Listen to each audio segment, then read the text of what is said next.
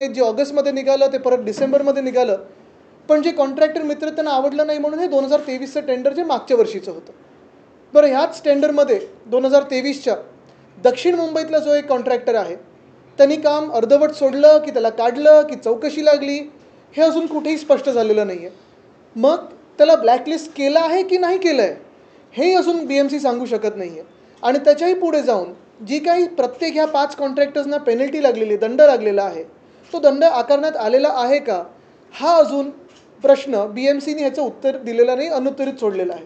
ह्याचं कारण एकच आहे, कारण सातत्याने अनेक पत्रकार असतील, अनेक शहरावर प्रेम करणारे लोक असतील, मुंबईकर असतील, हे प्रश्न विचार की तुम्ही पेनल्टी लावली तर खरी आहे, पण ती पेनल्टी घेतली आहे का? पेनल्टी लावणं आणि पेनल्टी घेण्याच्यात खूप फरक आहे. पण मला वाटत नाही अजून पेनल्टी लावली असेल. आणि त्याही पुढे आम्ही जेव्हा हा रोड स्कॅम लोकांसमोर आणला तेव्हा 6080 कोटीवरनं जवळपास 900 कोटी कमी केले, कारण मी ॲडव्हान्स मोबिलायझेशनबद्दल बोललेलो, रिवाईज SOR त्याच्याबद्दल बोललेलो. आणि हा पूर्ण हे टेंडर जे होतं ते 5,500 आलं होतं, 5,500 कोटीपर्यंत आलं होतं. आता माझी माहिती अशी आहे की कुठे ना कुठेतरी काहीतरी वाटाघाटी करून ह्या मिंदे सरकारनी आणि प्रशासकांनी आज आपण पाहतो आत्तापर्यंत जे झालेलं काम आहे त्याच्यात ॲडव्हान्स मोबिलायझेशन हळूहळू मागच्याच कॉन्ट्रॅक्टर्सना द्यायला सुरू केलेलं आहे. जो जनतेला त्यांनी सांगितलं होतं की ॲडव्हान्स मोबिलायझेशन आम्ही देणार नाही. मुंबईसारख्या शहरात ॲडव्हान्स मोबिलायझेशन कधीही दिला गेला नव्हता, तो द्यायला गेलेला आहे. आणि कदाचित निवडणुका जवळ येत आहेत का हा एक वेगळा विषय झाला. पण ह्याच्याही पुढे जाऊन मागच्या वर्षीची एकसुद्धा काम न होता, पूर्ण न होता, आपण आपल्याला दिसतंय की ह्या वर्षी आत्ता परत एकदा 6,000 कोटीचे वेगळे टेंडर काढलेले आहेत. ह्याच्यात देखील 5 आवडते मित्र घेतलेले आहेत जे सेटिंग केलं. जसं मागच्या वेळी आम्ही ते कार्टेल किती रेटला काय मिळालं होतं ते तुमच्यासमोर आणूच नक्की. पण ह्या 5 कॉन्ट्रॅक्टरना पुन्हा एकदा 6,000 कोटी ह्याची मदत निधी सरकार जाहीर करत आहे. कारण हे खिशा भरण्याचं काम चालू आहे, ॲडव्हान्स मोबिलायझेशनचं काम चालू आहे. त्या ॲडव्हान्स मोबिलायझेशनमधून कुठेही काही खोके मिळत आहेत का हा विषय नंतर येईलच. पण आज माझा प्रश्न हाच आहे. मी मुंबई महानगरपालिकेला 2 दिवसापूर्वी पत्र देखील लिहिलेलं आहे आणि आज पण मी विचारत आहे.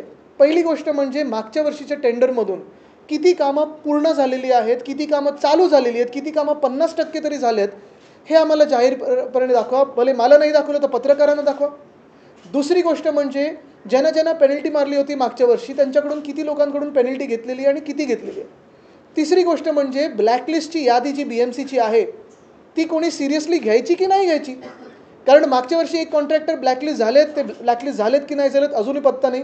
या वर्षीच्या टेंडरमध्ये एक 6 वर्षापूर्वी ब्लॅकलिस्ट झालेले कॉन्ट्रॅक्टर होते, त्यांना काम दिलं गेलं, मोठं पॅकेज दिलं गेलं नाही. मग हे सगळं आपण नक्की कोणासाठी करत आहोत.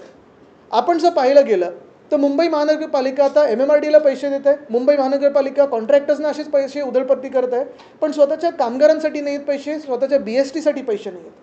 एकंदर जर आपण पाहिलं तर जे राज्य सरकारचं बजेट होतं, गाजर बजेट, त्याच्यात मुंबईला काही नाही मिळालं. आणि जे केंद्र सरकारचं बजेट होतं, भोपळा बजेट, त्याच्यात महाराष्ट्राला काहीच नाही मिळालं. मुंबई तर सोडाच. मग ही एवढी पैशाची उधळपट्टी कशासाठी सुरू आहे ह्याचं उत्तर आम्हाला मुंबई महानगरपालिकेने देणं गरजेचं आहे. कारण आम्ही याच्या खोलावर जाणार आहोत. आणि तुम्हाला एक सांगतो, या नोव्हेंबरमध्ये आमचं सरकार बसणार आहे आणि नोव्हेंबरमध्ये सरकार बसल्यानंतर ही सगळी कामं जी आहेत आम्ही स्टॉप पेमेंट करणार आणि सखोल चौकशी करणार. मग मागचे म्युन्सिपल कमिशनर असतील किंवा कुठचेही अधिकारी असतील किंवा कुठचाही मिंदे सरकारमधला मंत्री असेल त्यांना आम्ही जेलमध्ये टाकल्याशिवाय थांबणार नाही. कारण ही मुंबईची लूट सुरू आहे. पण एका बाजूला मुंबईची ही लूट सुरू असताना दुसऱ्या बाजूला रस्त्याच्याच माध्यमातून महाराष्ट्राची तर लूट अफाट सुरू आहे. आपण पाहत असाल मध्यंतरी अजून एक विषय आला होता, तो म्हणजे नॅशनल हायवे अथॉरिटी ऑफ इंडियाचा. साधारणपणे आपल्याला आठवत असेल ह्या फोटोवर मी आक्षेप घेतलेला आणि ते पेपरमध्ये पण आलेलं होतं. हे कॉन्ट्रॅक्टर कुठेही दिसत नाही आहे, पण पोलीस खड्डे भरायला लावलेत. म्हणजे कॉन्ट्रॅक्टरांची मजा चालू आहे. पाऊस पडला की जातील दुबई, सिंगापूर, कुठे त्यांना जायचं तिथे, पण पोलिसांना खड्डे भरायला लावतात. National highway authority of India, एरवी आपण पाहत असतो, आम्हाला मोठं मोठं यूट्यूब पॉडकास्टवर वगैरे ऐकायला येतं की आम्ही 2 मिनिटात एवढे किलोमीटर बनवतो, चंद्रापर्यंत रस्ते बनवणार, पाण्यातून रस्ते बनवणार, अमुक करणार तमुक करणार. मुद्दा असा आहे, मुंबई गोवा महामार्ग असेल, मुंबई नाशिक महामार्ग असेल, मुंबई अहमदाबाद महामार्ग असेल, हे तिन्ही रस्ते national highway authority of India म्हणजे केंद्र सरकारच्या अखत्यारीतले आहेत. एवढा महाराष्ट्र द्वेष कशासाठी आहे. मागच्या वेळी देखील आमच्या चाकरमानाने हा विषय काढला होता की गणपतीसाठी आम्ही जेव्हा गावी जातो, कोकणात जातो, तेव्हा खड्डेत रस्ता दिसत नाही आहे. आम्हाला सांगितलं होतं की हे खड्डे आता डिसेंबरपर्यंत जातील आणि चांगला रस्ता बनेल. पुन्हा एकदा 8 महिने होऊन गेलेले आहेत, जुलै आलेला, पुढचे गणपती आलेले आहेत, पण खड्डे भरले गेलेले नाहीत. आणि तिसरीकडे जसं NHAIचा हा गोंधळ सुरू आहे, मी गडकरी साहेबांना तर विनंतीच करेन की तुम्ही येऊन, खास करून हेलिकॉप्टर असेल किंवा रस्ता असेल, तुम्ही गाडीने तरी जाऊन पहा की किती खड्डे ह्या 3 महामार्गांवर पडलेले आहेत. कारण आम्ही खूप ऐकत असतो की देशात कुठे कुठे चांगले रस्ते झालेत, आमच्या महाराष्ट्रात तरी NHAIने एकसुद्धा चांगला रस्ता बनवलेला नाही. आणि तिसरी गोष्ट म्हणजे जे एक खातं घटनाबाह्य मुख्यमंत्र्यांकडे गेले 10 वर्ष आहे, MSRDCचं, हिंदुराष्ट्र सम्राट बाळासाहेब ठाकरे समृद्धी महामार्ग, खड्डे जे आहेत ते दिसत आहेत आपल्याला, आपल्याच माध्यमातून आपण पाहतोय, ॲक्सिडेंट वाढत चाललेले आहेत. पण सगळ्यात मोठी गोष्ट म्हणजे हे वांद्रा वर्सोवा सी लिंक 2017मध्ये जेव्हा मुंबई महानगरपालिकेने कोस्टल रोडचं काम हाती घेतलं, तेव्हा वरचा भाग जो आहे, नॉर्थ बाउंड जो आहे, तो MSRDC खात्याकडे गेला. आता 2017 ते आत्तापर्यंत किती वर्ष झालेले आहेत? कोस्टल रोड ठीक आहे, यांनी अर्धवट उद्घाटन केलं, जे आम्ही पूर्ण केलं असतं 2023च्या डिसेंबरपर्यंत. पण आत्ता आपण पाहतोय, आजची बातमी आहे, 6,500 कोटीचे एस्केलेशन त्या मुंबई वर्सोवा बँड्रा वर्सोवा सीलिंगमध्ये झाले, नॉर्थ बाउंड कोस्टल रोडमध्ये झाले. एकसुद्धा गर्डर लागल्याचं काम झालेलं नाही आहे.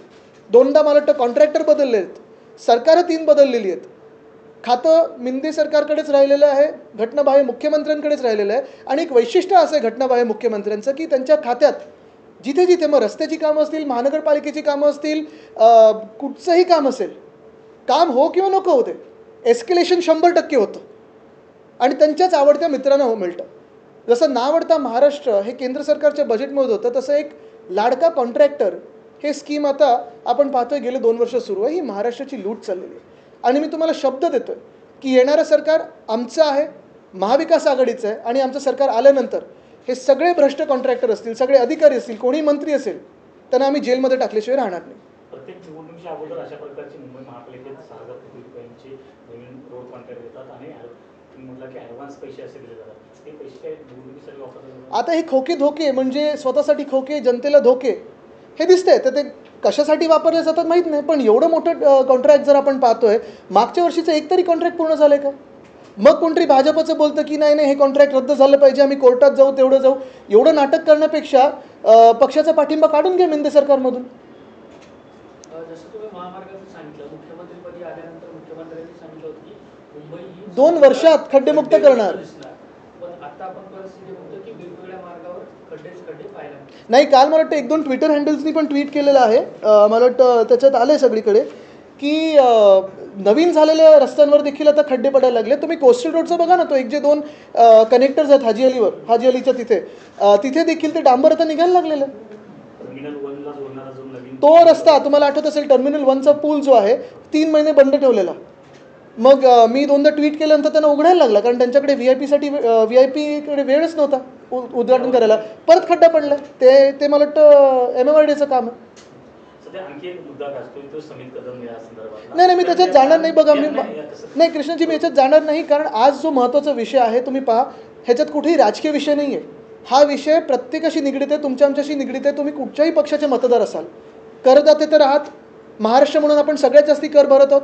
मग आपल्याला केंद्रीय मंत्रालयाकडून म्हणजे NHAI कडून, ministry of road transport and हायवेजकडून, MSRDC कडून किंवा मुंबई महानगरपालिकेकडून एवढे बेकार रस्ते का मिळत आहेत? आणि जेव्हा आम्हाला सांगितलं जातं किंवा आम्ही 2 वर्षात खड्डेमुक्त करू, अमुक करू, तमुक करू, ठाण्याच्या किती खड्ड्याचं तर लोकांसमोर यायला लागलं, तिकडच्या फ्लायओव्हरचं किती बेकार लोकांसमोर यायला लागलेलं.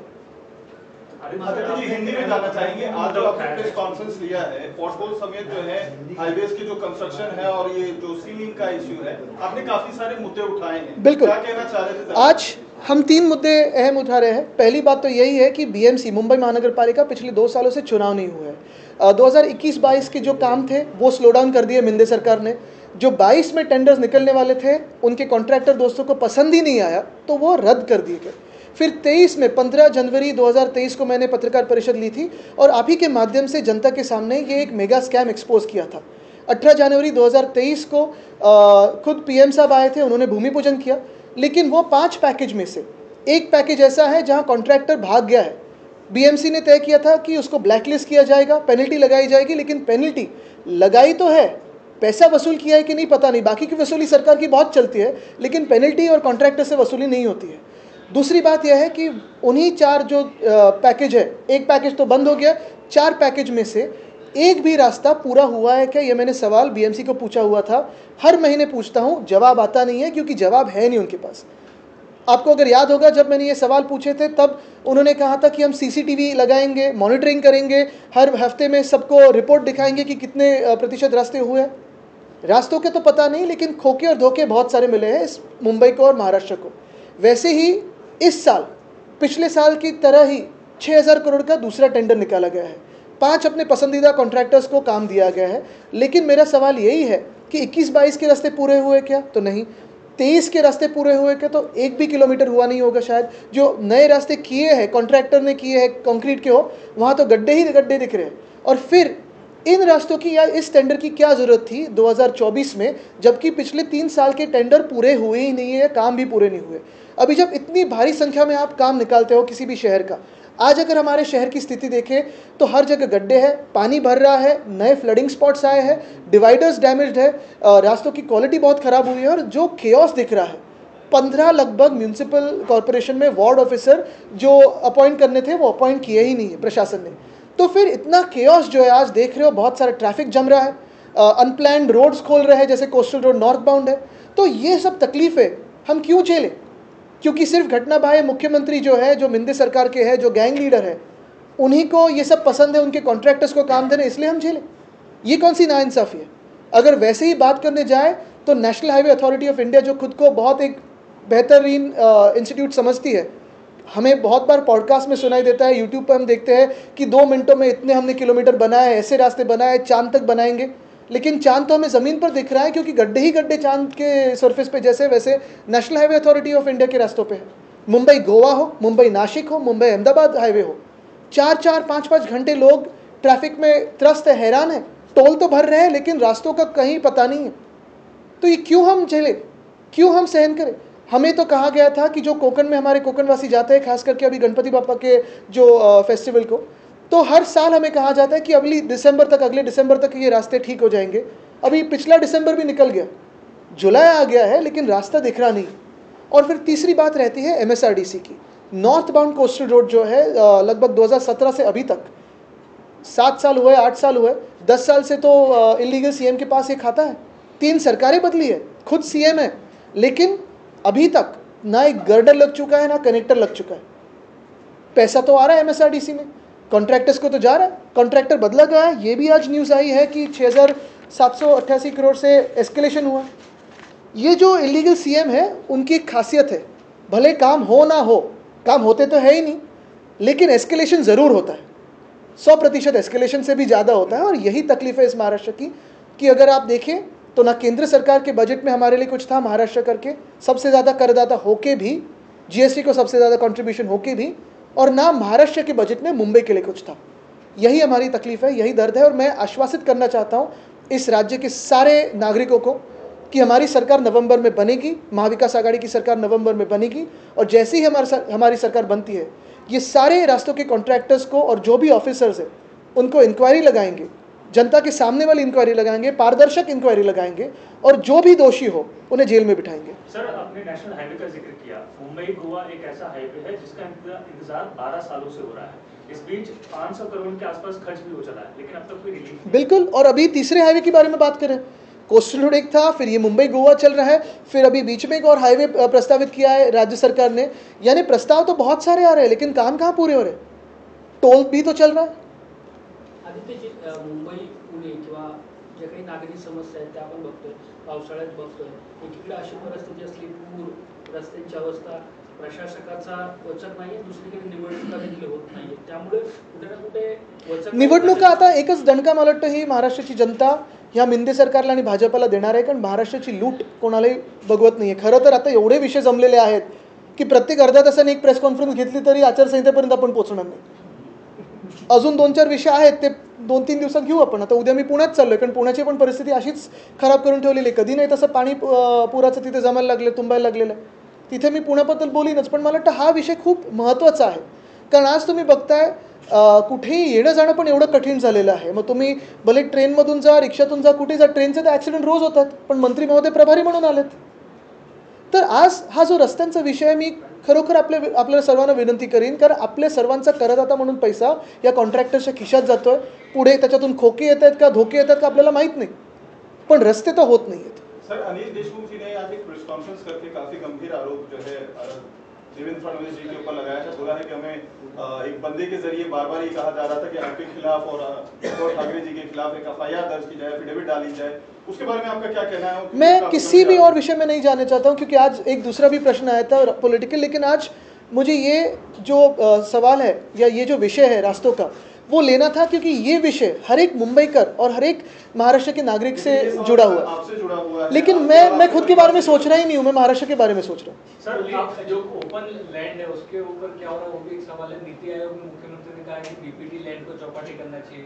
AI एयरपोर्ट अथॉरिटी इंडिया को भी CM ने लिखा है, अंधेरी में एक लैंड है जिसको रिक्लेमेशन के लैंड के बारे में क्या, वो क्यों ना चौपाटी बने?